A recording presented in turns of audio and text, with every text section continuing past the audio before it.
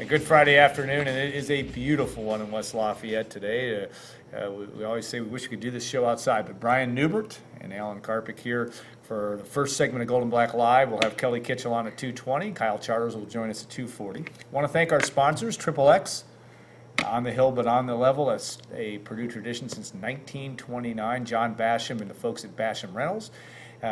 Thank you for all that you do for us, and I know you're already getting started on 2017-18 rentals over at Purdue. Hilton Garden Inn, when tomorrow's a big day, stay at HGI tonight. State Farm agent Trent Johnson at trentismyagent.com. And Brian, there's never a dull moment in the world of Purdue sports, and yet we were just talking about the Cubs, the Cubs phenomenon, and what a great week for Chicago Cubs fans, and the fact that there's celebrations on it, and now we get to come on the live stream right after that on WLFI. But what did you say, 6 million? I saw a tweet, so it's obviously unverified. Okay. But it was 6. I wonder what the weight of Giordano's is tonight. I don't know, and I'd like to know how the heck they measure. I did see something at about noon when I think it was Carl Edwards they were driving up Lakeshore Drive, and they were lined up 5-10 miles south of the stadium or of downtown Chicago, and there were still people on the street. So a lot of fun for that for Cub fans, and even for sports fans in general. It just was a kind of a breath of fresh air in today's relatively muddled world. But we won't talk about politics yet, though. Brian and I would have a great show if we could just sit and do that. We're not doing that today. All right, Brian, the Boilermakers, we'll start a little football here on the front end, and I know that we'll hit some of this too. Purdue's got a battle ahead of it tomorrow at Minnesota, and we'll have Kyle on as well later. But what do you see tomorrow? I mean, Gerad Parker's done a good job of improving the spirits of this football team, but it's still a tough road ahead, I would think. Well, they improved their spirits, but then they flatlined at halftime of the Penn State game, and that was just the floor fell out from underneath them. And Purdue's got to get back to where it was before that, because this is a Minnesota team that's going to run the ball, going to be really physical, going to do what they do. Those are things that do not jibe with what Purdue does well. What Purdue does well, I'm not entirely sure, but Purdue really struggles against the run. They really struggle at the line of scrimmage in really physical football games. Jake Replogle may or may not play. The offensive line is in tatters because of injuries, and this is just all set up to not be a pleasant affair for Purdue. So Purdue is going to have to recapture whatever spark they got from Gerad Parker at Nebraska, or whatever it was at Nebraska. I don't want to give him all the credit, because the players deserve a lot of credit too. But they've got to get back to that, and they've got to find something that allows them to play over their heads, because this is going to be a really physical football game with some really difficult matchups, and they're going to have to bring their absolute best here to not get trampled. Yeah. The way this show works, too, we kind of don't mention this as much as we do need to, but you certainly can send us questions in on the chat board. If you have something you want to talk about that we're not talking about, by all means do so, and we'll do our best to address those as well. Brian, obviously the biggest story in Purdue football right now is without question the coaching search, and yet it's, as we are going to be saying probably every week leading into the Bucket game, it'll be a case of hurry up and wait, but there's still some intrigue because, and you've done a great job of trying to line up who might be candidates, who are fits. It's kind of a backhanded compliment. Yeah, but we'd have no idea. We obviously, Mike Levinsky is not calling us and saying, "Here's who I'm thinking about." But Actually, maybe he did. I have a voicemail from somebody. No, it wasn't Mike. Dentist. Dentist. But so, anything new on that? I mean, in terms of people that we've talked about, and others that start to make sense, and maybe even more. What are some of the criteria that you're looking at when you're looking at coaches? Well, I guess you can kind of look at process and try to put process together to try to gauge intent. And when I look at the process here, I look at Purdue clearly in words right now and seemingly in actions to come, aiming for something, aiming for higher, aiming for more than it's been. And I hear the highest levels of the university saying money's no object. We're absolutely committed to this. Purdue hires the search firm that just helped it hire away another Power 5 athletic director. That says to me, maybe Purdue's starting point here is a pretty significant one, and they try to get somebody to leave another Power 5 conference job. Now, whoever whoever that would be, I have no idea, because there's only so many guys that you can even credibly go after and expect to leave a good situation in the Power Five right now, guys who are successful enough to actually want. Right. But I would think that might be the starting point. You always look at guys who might be on the outs where they are. Maybe they got fired from a good job for various reasons. Art Briles is not happening, so don't think I'm talking about him. But that's one scenario. There are always scenarios where maybe the resources in the Big Ten are better than it would be in another Power Five place. There's always the possibility there's a good coach out there who's just ready for something new at a school where he's done good things, but good things have yet to become great things. And we know how fandom is these days, where good over a period of time becomes not enough. Sometimes guys just want to leave situations, so perhaps there's good coaches good winning coaches Purdue will try to talk to first. I would think that's their starting point. Yeah. But Purdue's going to have a pretty robust board, and is going to need a pretty robust board, because the situation on the field right now is what it is, and there's a good chance that not every candidate is going to respond to that the same way. Yeah, is nimbleness, if that's a word, or money the most important thing? Do you think Purdue has to be, when you say that board, they're going to have to be able to move quickly, because the landscape can change in a second in this situation? Well, right. I mean, you don't know. You know who's likely available now. You don't know who's likely available in 3 weeks. Anything can change. A lot of things can change. Other jobs can come up that suddenly completely muddle the market. We were talking about money just now. A couple of things about money. Purdue is, by every account, willing to spend. What exactly that means, I don't know. They spent technically on Darrell Hazel, at least in terms of head coaching salary. But I think something that's very important to point out is this is not just paying a head coach. This is investing in a staff. This is investing in resources. This is building a program, not just hiring a head coach. So when we talk about money and what that means, focusing on the head coach's salary is really only part of it, and not even the biggest part, if you ask me. Well, and the other thing too that we don't talk about, and we don't know because we don't know who are going to be the top candidates. But let's say you try to hire somebody else away, you may have buyout provisions to deal with that you're going to have to, contractual issues that. Let's say you get Coach X from the SEC and his buyout's $9 million. You may have to work out a way to negotiate that down, and that can come into play as well. It is not easy to hire coaches, Yeah. and that's why athletic directors don't want to do it very often. It is very hard in this day and age, this climate, to get a coach to leave a good situation where he's secure to come to a situation where everything's new and he has to start over again.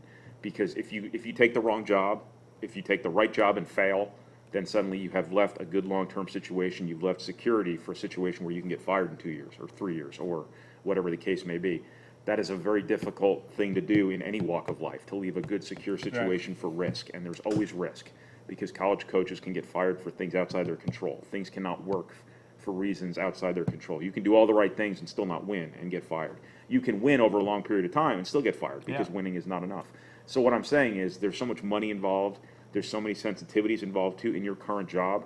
When stuff comes out about you being a candidate for another job, you can only let that sit for so long, because it starts to impact recruiting. It starts to impact the way your current job perceives you, and thus, if you lose your fan base, then you've compromised your good situation. So there's only X number of days or weeks you can really be involved with jobs before you have to bail. I remember Dave Doran years ago, who I think Purdue could have had if they targeted him first instead of Butch Jones. He pulled his name out of the Purdue search when he wasn't even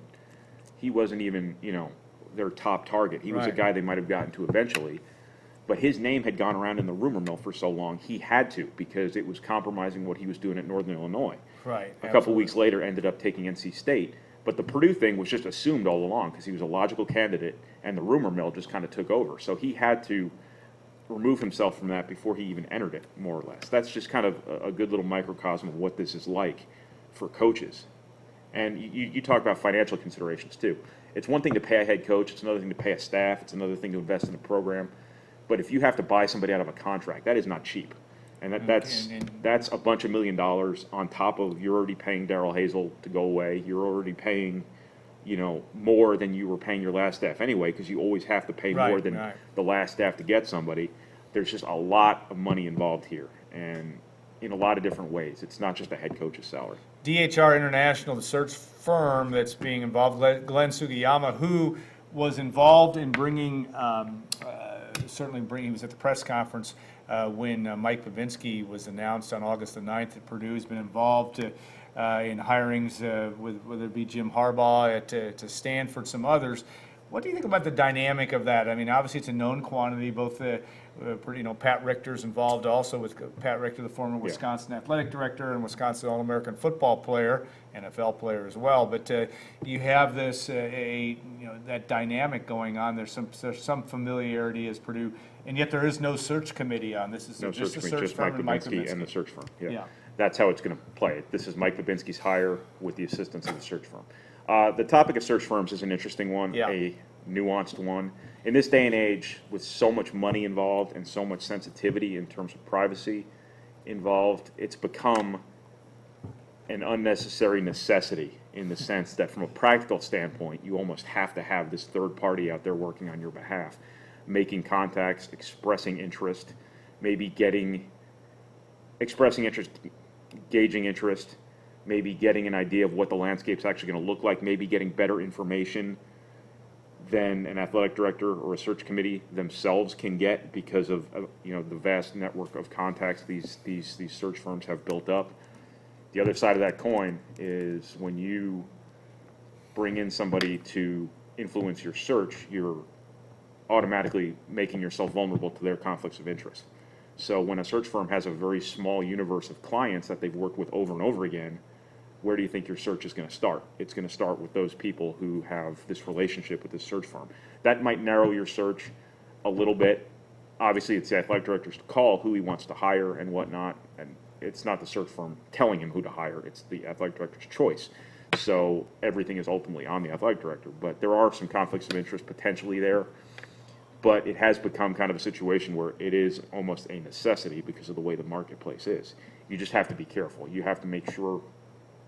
You've heard stories about like schools paying $100,000 for a search firm and then hiring the guy down the hall after 12 months. And you just have to make sure that you maintain your grasp on the search and you're not ceding all control here. And you're taking the guy you want and not the guy that is being advanced toward you. I'm not saying there's anything nefarious about this going on. I'm just saying it's kind of a nuanced topic. There's good and there's perceived bad. Yeah, and obviously Glenn Sugiyama has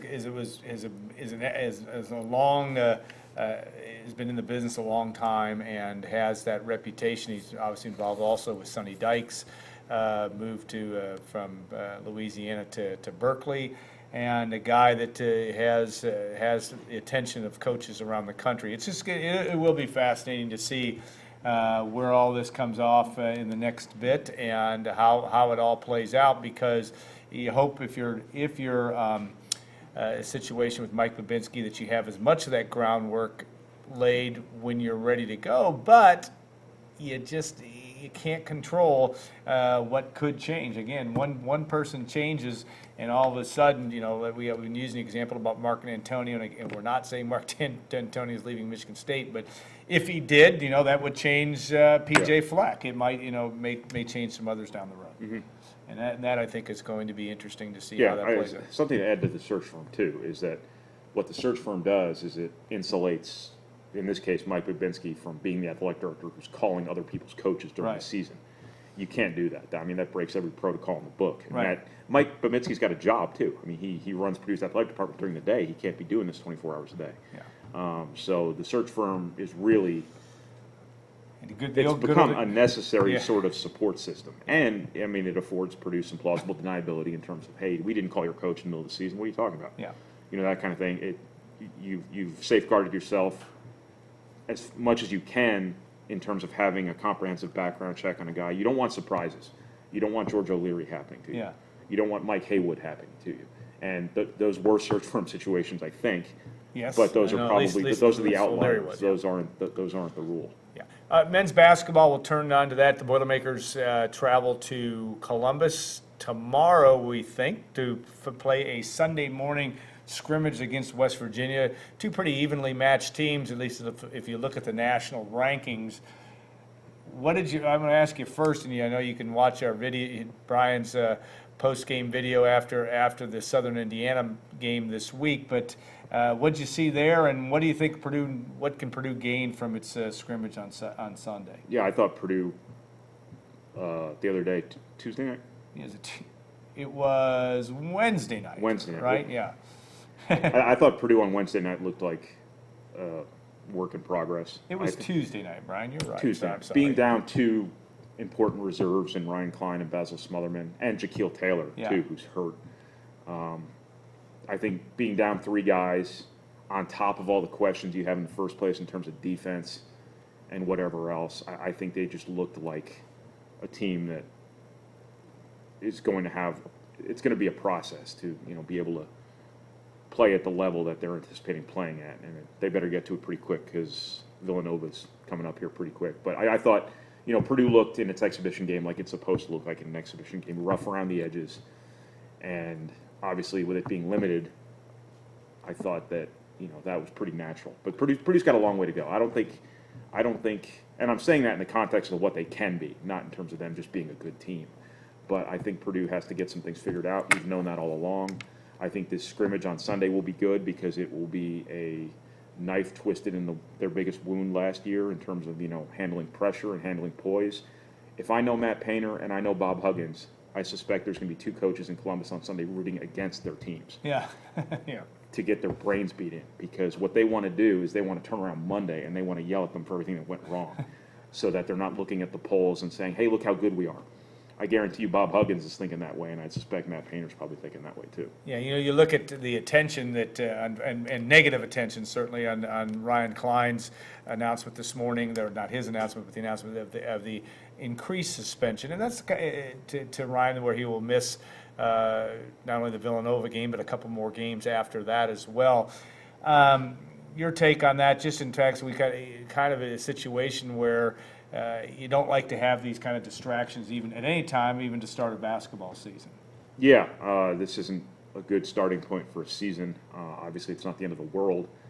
This stuff happens every year in terms of conduct. I think, I'm not saying it happens every year at Purdue. It just, these are things you want to get out of the way early and just hope they're done with. Yeah. I think with Ryan Klein in this situation, when we know the details of what happened, I think your first thought has to go to the kid and make sure he's okay. Absolutely. Because this was a pretty serious deal. When it comes to basketball, I think it's important he get dealt with personally in terms of making sure he's okay. But in terms of basketball, obviously this is something you want to address right up front. Hope he learns from it. Hopes he gets things figured out if there's anything to figure out, and then move on from there. This is the results of the games aren't the big picture here. No. But the big picture is his well-being and whatever lessons come from it, and the team's ability to put all of this behind it. But what Purdue did not need here was, this sort of this season being born under this kind of sign with two guys suspended for the first couple games. But obviously, it's something you hope isn't something that lingers into the season or reoccurs. Last question about basketball for right now. Jaquil Taylor injury still. There's been a lot of talk about how he'll fit in this year and what role he's going to play, and obviously health has got to be the first thing for him. But how have you seen him so far, and what impact could that have on the early season if he's not as ready to go as they'd like him to be? I don't think it affects winning and losing. Yeah. At all. I think he's probably closer to the court than he was last year, which isn't saying much because he was hopelessly buried on the depth chart last year. All those guys are still back. I mean, there's some backup 5 minutes now with A.J. Hammond's gone, but I think Caleb Swanigan makes Purdue better in a lot of ways when he moves into those minutes. So I'm still thinking you're probably looking at, and Basil Smotherman coming back in the mix too at the 4. I think that Jaquil Taylor, you're still looking at a situation where he was really going to have to make a move to get those minutes. Those not crunch time, but those significant, important minutes. I think next year is probably his window where Purdue needs him to be ready. Assuming Caleb Swanigan's gone and, there's some moving parts with maybe Vince Edwards too. We'll see where they are with their roster next year. But I would think next year is much more likely to be his year than this year would have been. All right, we're going to take a 2-minute break. Bring Kelly Kitchell in for some more wit and wisdom, or at least wisdom, maybe wit too, but we'll look forward to that. And we ask you to stay put, come back in 2 minutes, and we'll talk more on Gold and Black Live.